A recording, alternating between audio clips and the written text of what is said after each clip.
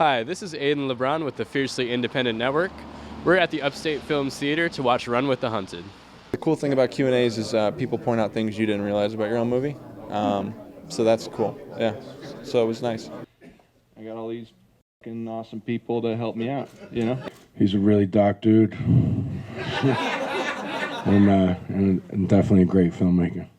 His movies kind of allow room to experience something, as opposed to most films that just kind of try to tell you something, like how to experience it. I don't feel like, I feel like it's a whole different process going on with the movies he makes. Hi. I had an amazing person who worked for me and with me who found this script and sent it to me, and I fell in love with it. And then we hounded John until until he would have a meeting with me, pretty much. And then buzzed my head and was like, okay, let's go. I met John on his first film that was mentioned, Judas Chariot, a short, I guess, 6 years ago.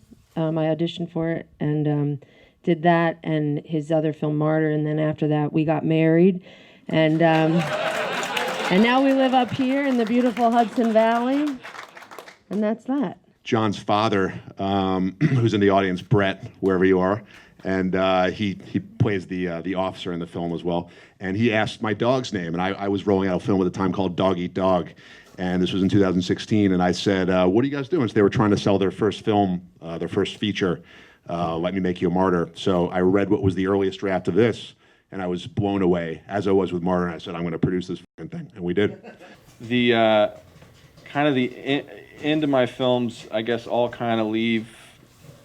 It's just a cycle that continues, and I don't know. That interests me more than tying something up on a bow, and kind of like what Mark was saying, and he and I talk a lot about the films, and when we're about to do them, we kind of get into, a lot of good conversation about what they mean and how we want people to feel and all that kind of shit. And I don't know. I'm not really. I like films that when you leave, you're just kind of beginning to kind of pull apart what it is instead of having left being told what it is. And indie film's hard because people just want something tied up in a bow and super simple and easy and digestible, and they want to go home and their wife or do whatever else they're gonna do and go to bed, and that's cool, but I like to go to a movie and then go home and then kind of be unpacking the experience, so. I'm from Oklahoma. This movie's shot in Oklahoma. The book's about Oklahoma. And it's kind of just about things growing, dying, starting over again. And it just kind of seemed like a interesting way to start a film that, it has a cycle. So, yeah. For more from the Fiercely Independent Network and to learn more about the festival, visit www.woodstockfilmfestival.com.